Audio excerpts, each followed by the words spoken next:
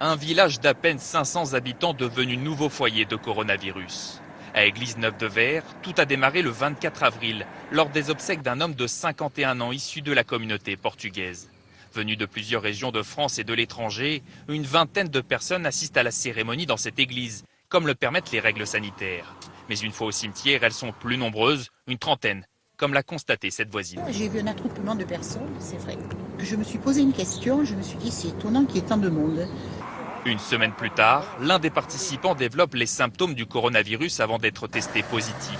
Aussitôt, large campagne de tests lancée par les autorités, plus d'une centaine au total pour dépister tous les cas contacts.